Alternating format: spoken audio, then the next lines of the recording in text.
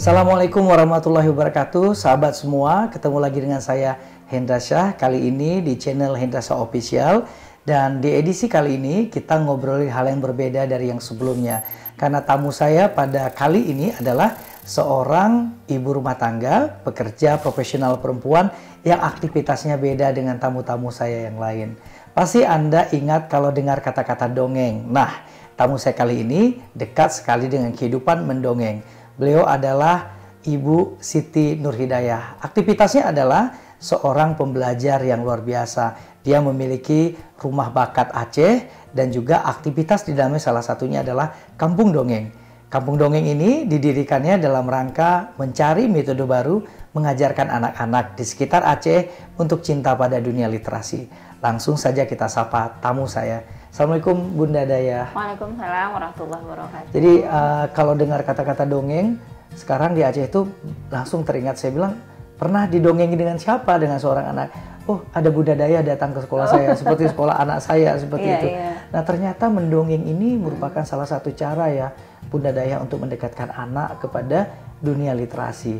Gimana nih ceritanya Bunda Dayah mengawali aktivitas, kalau saya bilang karir, bisa jadi senang pada aktivitas mengajar dengan anak-anak? Iya, jadi sebenarnya berangkat dari kegelisahan saya ngelihat anak-anak yang beraktivitas tapi tidak tentu arah begitu. Ya memang masa anak-anak kan memang masa bermain gitu, tapi ada kalanya saya lihat bermainnya itu tidak berisi aktivitas yang ada nilai-nilai edukasi yang berarti begitu. Akhirnya saya tergelitik, ini anak-anak kenapa kok nggak saya ajak aja gitu ya ngobrol. Jadi awal sekali kan sebetulnya saya kan aslinya Medan nih Bang. Jadi pindah ke Banda Aceh, suami karena tugas di Aceh dan memang orang Aceh juga. Jadi dari situlah saya melihat di sekitar rumah saya yang pertama dulu. Kemudian saya panggil anak-anak tetangga ngumpul. Jadi modal awalnya itu buku-buku koleksi pribadi saya sebenarnya, buku perpustakaan. Udah ada di antara sebagian buku ini. Jadi saya ajak, saya tunjukkan buku, ayo siapa nih yang suka baca. Awal-awal ada yang memang tidak suka baca. Terus saya coba ceritakan satu buku yang ada di situ dan mulai tertarik mereka Bang. Kemudian dari situ saya lihat nih kayaknya kalau memang mau ngajak mereka baca dengan pendekatan bercerita ini keren nih gitu. Terus saya ajak anak-anak lain, kalau ada teman-temannya boleh ya datang ke sini gitu. Akhirnya mulai nambah-nambah anak-anak. Mulai nambah anak yang datang, buku makin kurang waktu itu. Saya kebetulan saya ada sekolah juga di Medan Bang. Jadi sebahagian saya impor lah buku-buku yang ada di perpustakaan gitu ya? Medan. Saya bawa, kalau pas saya pulang kampung saya bawa gitu ya. Jadi mulai tambah. Nggak cukup juga, saya minta teman-teman untuk siapa nih yang punya buku-buku yang bisa dibaca anak-anak nih gitu. Ini ada kegiatan. Nambah, mulai nambah-nambah. Sampai akhirnya nih wadahnya apa ya namanya gitu. Nah, ketemulah saya dengan Kak Awam Prakoso. Awan Prakoso, beliau memang pendongeng nasional dan memang beliau sebenarnya memang founder dari Kampung Dongeng Indonesia gitu ya. Domisili beliau di Tangerang Selatan. Nah, dari aktivitas beliau dalam mengelola itu saya ngelihat kok keren gitu, dan beliau menawarkan kalau mau di daerah mau buat nama ini boleh gitu. Akhirnya saya pikir kenapa enggak gitu kan. Nah, terus saya didampingi jarak jauh waktu itu, terus saya buat kegiatan-kegiatan rutin, ada yang mingguan, ada yang bulanan, ada yang juga yang harian gitu. Sampai akhirnya berkelanjutan, ini nggak bisa nih kalau sendiri gitu. Akhirnya siapa ya, ngajak teman-teman dekat. Nah, ada teman-teman saya, ayo mau nggak gabung gitu. Yang kebetulan passion mereka adalah di dunia ini, responnya sangat baik gitu. Alhamdulillah saya kayak dapat dukungan moral ya dari teman-teman, dan jujur saja ini kan nggak berduit Bang gitu kan, kita komunitas ya. Target awalnya memang kita tidak yang komersial begitu, tapi alhamdulillah ya Allah kasih jalan ya, pintu-pintu rezeki itu dari mana saja, nggak ada dalam bentuk uang tapi bantuan kayak buku, ada juga yang dukungan gitu, ada yang berlebih di budget ketika mereka buat kegiatan mereka sisihkan untuk relawan-relawan kita gitu. Jadi Terus berjalan sampai saya mikir bagaimana ya dampingi anak-anak ini supaya lebih terstruktur. Nah, akhirnya dari relawan-relawan ini saya ajak juga nih, kalau mau tahu bagaimana bakatnya anak-anak, ya yang dampingi dulu harus kenal dulu dirinya gitu. Akhirnya anak-anak relawan ini saya ajak juga kan, ketemulah konsep talent mapping. Jadi yang di foundering oleh Abah Rama Royani ya. Jadi itu penguat untuk kami di komunitas agar lebih intens melihat bakat anak ini gitu. Nah memang kan kalau anak-anak itu sendiri kan nggak semua bisa melihat dirinya pastinya. Makanya perlu ada orang tua. Akhirnya ya kita jadi mitranya orang tua pula, agar orang tua juga bisa mengimitasi kegiatan-kegiatan yang kita buat begitu.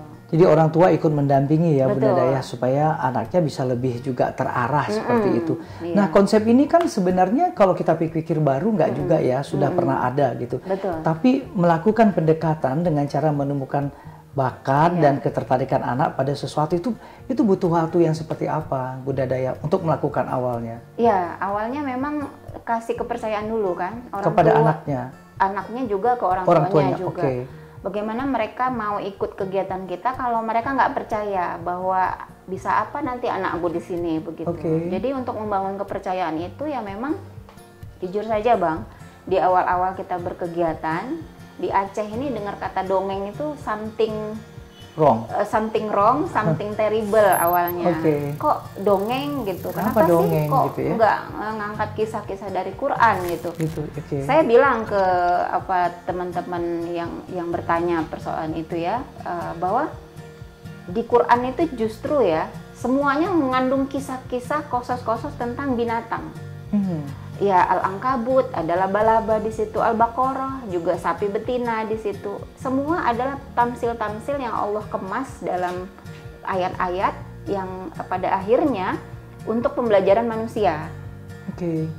Ya dongeng yang kita angkat ceritanya dari tokoh-tokoh orang ketiga, dari tanaman, dari tumbuhan, dari tokoh binatang begitu ya. Tapi bukan berarti anak kita bohongin dan diajak berhayal dalam hal yang negatif gitu. Kendala kita di awal itu beratnya di situ. Apa tuh dongeng gitu ya. Tapi kita tahun-tahun awal itu alhamdulillah sudah bisa mulai memberikan kepercayaan kepada masyarakat, orang tua bahwa dongeng ini bukan something wrong, tapi something right yang bisa dipakai di seluruh keluarga gitu ya. Nah, dan itu bukan konsep, tapi dia hanya metode, Bang. Hanya metode? Iya, walaupun kata-kata hanya, ketika dia memang dijiwai dengan baik, efeknya luar biasa. Wah, luar biasa. Pengalaman di lapangan, Bang, kami menemukan, ini contoh waktu kita dongeng-dongeng gitu ya, datang ke sebuah lorong, dia Bunda datang dong ke lorong kami, banyak nih anak-anak, kalau seru-seru nggak tahu mau ngapain, datanglah saya kan. Begitu saya cerita, mulai duduk nih setelah sholat asar. Sebagian anak ada yang sudah mandi, ada yang belum mandi gitu kan. Jadi saya mikir nih, di sini apa nih masalah anak-anak yang paling sering terjadi di rumah gitu. Ini cerita, susah sekali nyuruh mandi gitu ya. Jadi saya angkatlah cerita tentang nenek kusut yang senang menemani anak-anak yang malas mandi dan malas sisiran gitu ya. Jadi waktu awal saya cerita, anak itu mulai lari-lari itu, nggak concern dengerin saya. Tapi saya biarin, saya fokus kepada anak-anak yang memang sudah ngelihat ke saya. Saya cerita aja tuh, udah cerita di tengah-tengah sudah mulai klimaks nih. Kemudian nenek kusut mendatangi anak yang bau. Jadi anak tadi yang tadinya lari-lari Bang, tiba-tiba mundur. Dia merasa dia ya? Iya. Kemudian dia keluar dan lari. Saya takut juga nih anak trauma atau apa takut dengar cerita saya awalnya. Nah itu dia Bang, nggak berapa lama udah menjelang akhir cerita dia udah kembali Bang dengan ibunya. Okay. Dan posisinya itu udah penuh dengan bedak di sini. Jadi saya nggak tahu waktu itu kan, tapi pikir karena ini aja gitu kan, nggak perhatian lagi waktu dia kembali. Udah selesai ibunya deketin. Bu, anak saya tadi teriak-teriak nyari anduk Bu katanya. Kenapa? payah kali biasa saya suruh mandi, ini sekarang udah dia yang maksa-maksa saya katanya. Saya pikir cuma spontan. Berapa kali ketemu ternyata itu jadi kayak menetap, Bang. Itu efek yang salah satu lah ya dari pengalaman kita bercerita, dan hikmahnya itu membawa perubahan sikap gitu. Alhamdulillah. Iya. Nah, jadi itu yang tadi saya bilang bahwa ini metode gitu. Isi dari cerita ya kita sendiri yang mengemas. Yang mengemasnya. Tentu gitu. Juga insight-nya kita bisa melihat dari perspektif Al-Qur'an juga. Betul. Gitu ya. Kayak Bunda cerita tadi ya, misalnya nama-nama binatang yang Allah khususkan menulis. Betul. Bahkan ada semut juga dan lain-lain. Nah, hadir di kehidupan anak-anak nih Bunda. Tentu anak-anak itu kan yang masih dalam apa ya istilahnya tuh belum paham betul lah bahasanya orang tua seperti apa. Gimana nih Bunda Daya menggarapnya supaya ada semacam interesting mereka dan akhirnya mau lagi datang untuk mendengar itu. Dari situ kesempatan untuk melakukan perubahan kan pada mereka. Sebenarnya saya targetnya tidak harus mereka wajib datang sih Bang, justru. Justru saya bilang ke orang tua yang mengantar anak-anaknya itu berkegiatan, ini adalah ajang ayah bunda untuk observasi bakat anak. Jadi jangan putus asa ketika katakanlah kita ada biaya misalnya ya, biaya untuk relawan gitu. Untuk satu paket kegiatan dia bayar katakanlah 100.000 misalnya, dia udah bayar. Harus berapa pertemuan ini 100.000. Ternyata anaknya di pertemuan kedua udah nggak mau gitu ya. Orang tua merasa rugi nggak? Saya udah bayar tapi anak nggak mau lanjut. Tapi ada hal lain yang kadang bisa diambil oleh orang tua adalah orang tua dapat potensi dasar awal anak. Ini contoh nih. Ada satu anak dia ngambil kelas memanah, Bang. Dia ikut kelas memanah. Tetapi anehnya kata mentor panahnya, dia nggak pernah mau, cuma ada sekali atau 2 kali dia ngambil busur dan dia mau dapat giliran memanah gitu. Jadi orang tuanya pernah jemput, dilihatnya anaknya kok nggak pernah megang. Kan ini antri nih, anak ada 7 sampai 10 gitu, ngantri. Ternyata ketika kita observasi, si anak ini ngambil kelas panah bukan untuk memanah, Bang. Tapi dia senang ngobrol pada saat dia ngantri dengan teman-temannya. Oh begitu. Jadi ketika udah dapat gilirannya, dia mundur lagi, ngasih temennya. Dia ngulang lagi gitu ya. Oh, jadi komunikatif sebenarnya ya. Jadi saya relating seperti itu ya. Betul. Nah jadi saya bilang ke orang tua, ayah bunda jangan merasa rugi ketika ngambil kelas itu, dan ternyata dia nggak fokus di situnya, tapi dapat intan mutiara lainnya dari kegiatan itu. Akhirnya orang tuanya mulai paham, anak aku senang berkomunikasi, senang berteman, butuh orang lain dalam kegiatan-kegiatannya gitu. Nah ini kan mutiara kalau menurut saya dapat gitu. Nah kelas lain apalagi itu, kelas cooking begitu juga. Nanti kelas bercerita, kenapa kok dia mau bercerita? Rupanya ada something yang lain. Jadi ada insight-insight yang memang harus digali gitu ya. Nah cuma untuk supaya kita bisa dapat potensi anak, supaya dia bisa, kan gini, kalau untuk mendeteksi bakat minimal ada 10 kali pertemuan yang dia intens, maka kita akan mulai dapat polanya. Sebelum 10 kali kadang kita bingung nih bener nggak dia memang ini pilihannya gitu ya. Nah maka kita bisa dengan pola entertain, kasih reward, misalnya star, paling banyak star nanti dapat reward apa di akhir. Ya motivasi-motivasi semacam itulah kalau untuk mereka, agar minimal mereka agak dipaksa dikit di pertemuan yang 10 ini agar benar-benar dapat deteksi awal bahwa benar nggak mereka itu senang atau memang ini bakatnya gitu. Jadi sampai ke situ-situ ya kita maintain betul ya. Nah ini ngomong-ngomong tentang rumah dongeng tadi sudah ya aktivitasnya, dan saya dengar-dengar nih dari beberapa teman nih, Bunda Daya justru sudah membangun sebuah sekolah taman kanak-kanak tuh sejak masa SMA ya. Ini gimana ceritanya? Bisa di-sharing nggak sama teman-teman? Iya sih, saya jujur aja ya, dulu itu masa percobaan ya. Nggak tahu teman-teman di saat lagi masa-masanya main, saya udah mikir ini mau dibuat apa ya anak-anak gitu. Sampai akhirnya saya pikir untuk buat sekolah itu ya mungkin karena latar belakang ayah ibu saya guru ya. Ibu saya guru SD, bapak saya juga guru SD, juga ngajar di SMP gitu. Jadi pola edukasi mereka itu mungkin terbawa di sayanya dan adik-adik yang lain gitu. Jadi saya langsung terpikir aja ada ide untuk membangun sebuah edukasi di lingkungan dekat saya waktu itu kan. Akhirnya nggak ada duit waktu itu orang tua kami, tapi karena keinginan itu akhirnya memberdayakan kebun yang ada di belakang, ditebangin pohon kelapa, dibuat papan-papan kecil begitu, itulah untuk dinding sekolah. Gitu. Jadi di saat itu di lingkungan kami memang sangat jarang sekolah swasta, rata-rata sekolah negeri gitu kan.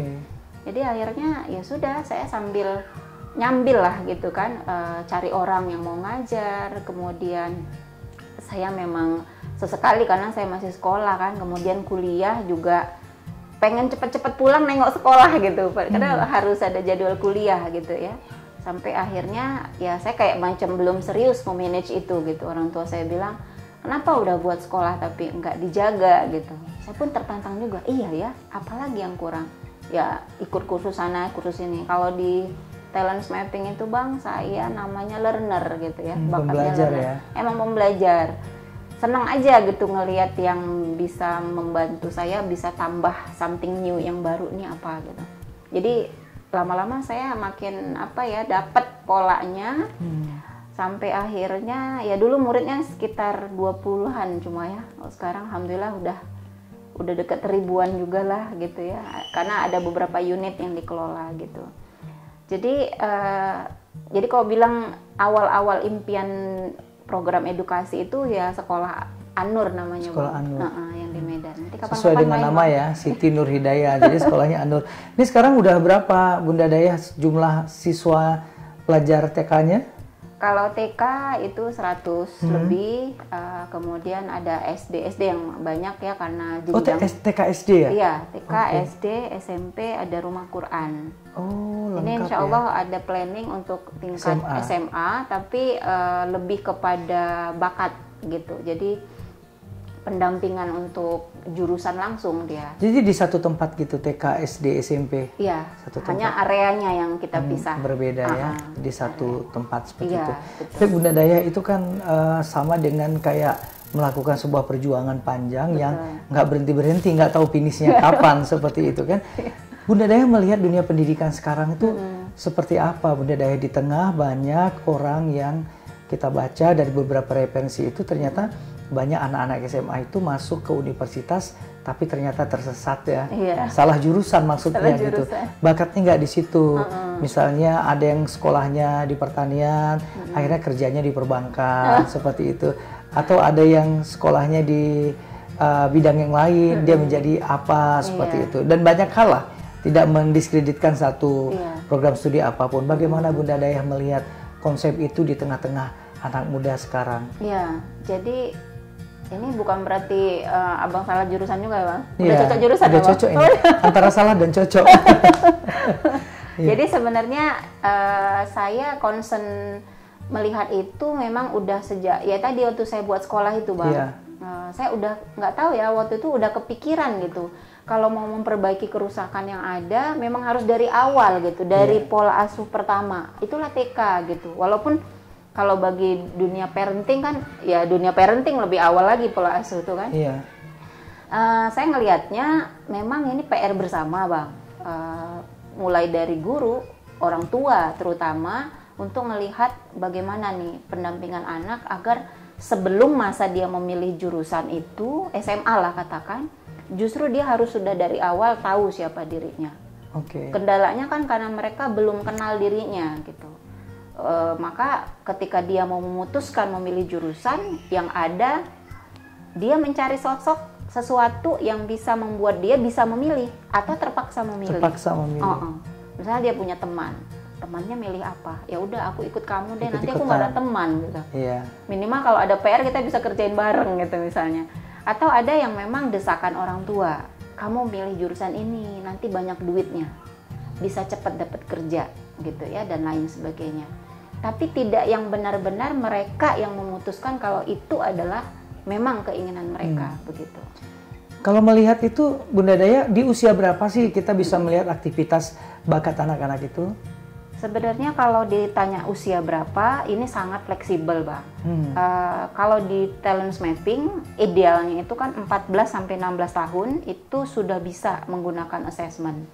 Namun pengalaman teman-teman kita, praktisi-praktisi lain, anak-anaknya yang memang sudah terbiasa dengan pola kalimat, ya, pembiasaan dengan kegiatan di rumah, istilah-istilah di bakat itu yang usia anaknya 10 tahun udah mulai bisa tuh meraba-raba dia mau kemana.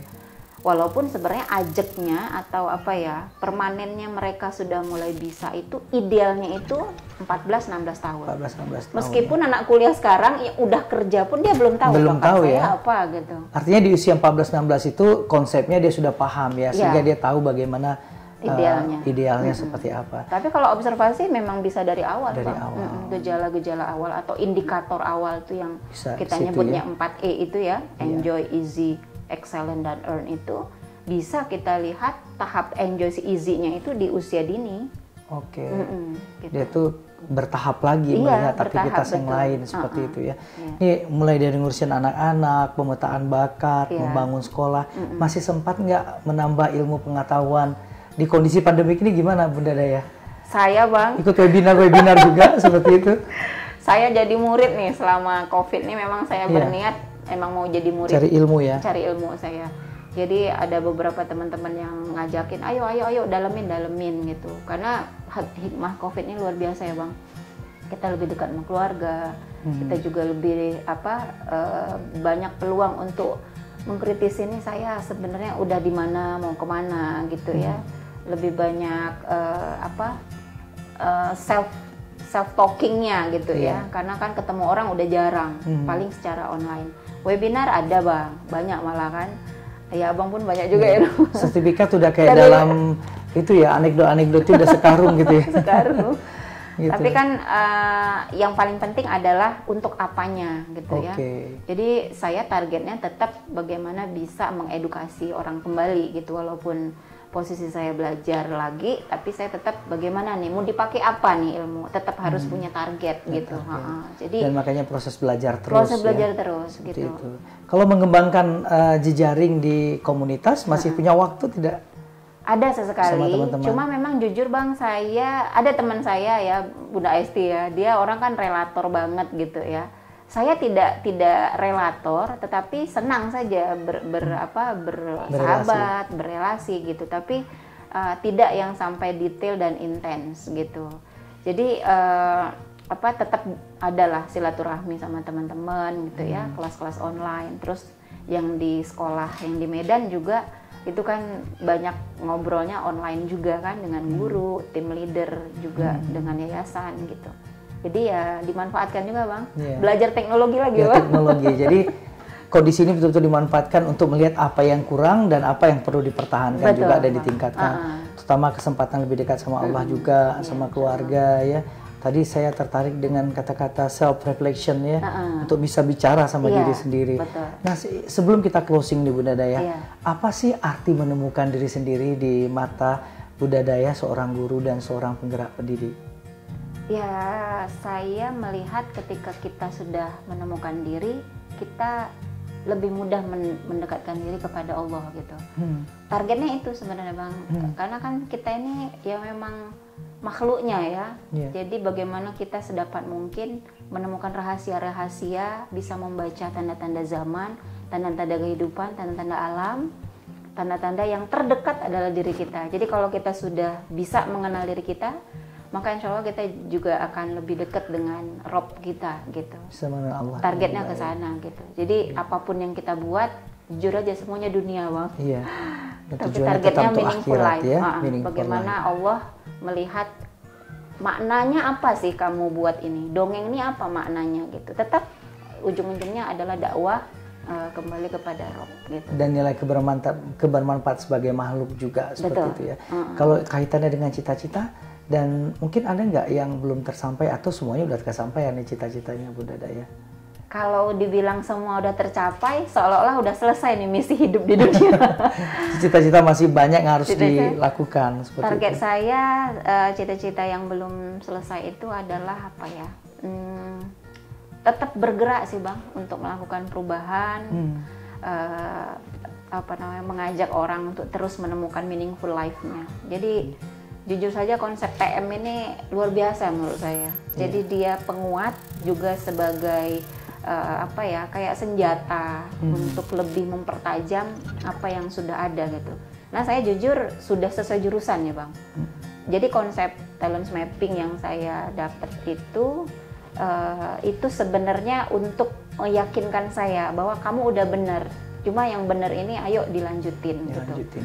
Dan bagaimana supaya mengajak cita-cita saya nih kalau bisa yang terdekat, think locally, think globally tapi act locally-nya dapat gitu.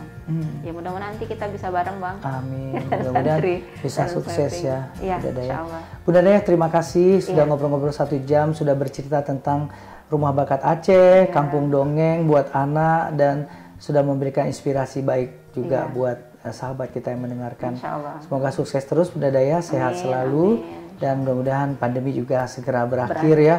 Allah selesaikan dan kita bisa beraktivitas kembali seperti biasa. Sahabat semua, demikian tadi obrolan saya dengan Ibu Siti Nurhidayah atau saya menyebutnya Bunda Daya, dan tidak ada yang menyangka kalau seorang perempuan melakukan gerakan pendidikan justru jauh sebelum dia konsen pada dunia pendidikan yang sesungguhnya. Di usia 16 tahun ketika masih SMA sudah mendirikan sebuah taman kanak-kanak, dan sekarang sudah berkembang menjadi sekolah SMP, dan juga insya Allah akan menjadi SMA dan juga rumah tahfiz untuk mendukung belajar anak sesuai dengan bakatnya.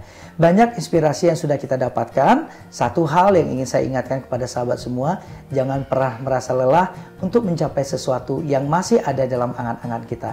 Bisa jadi kesempatan ke-10 adalah kesempatan kita, maka jangan pernah berhenti di kesempatan ke-9. Raih terus apa yang ingin dicapai dan dicita-citakan, terus memberikan inspirasi untuk orang-orang terdekat Anda, dan jadikan kapasitas sekarang untuk membangun masa depan yang lebih baik di masa yang akan datang. Saya Hendra, pamit undur, dan sampai ketemu lagi di Hendra Shah Official berikutnya. Assalamualaikum warahmatullahi wabarakatuh.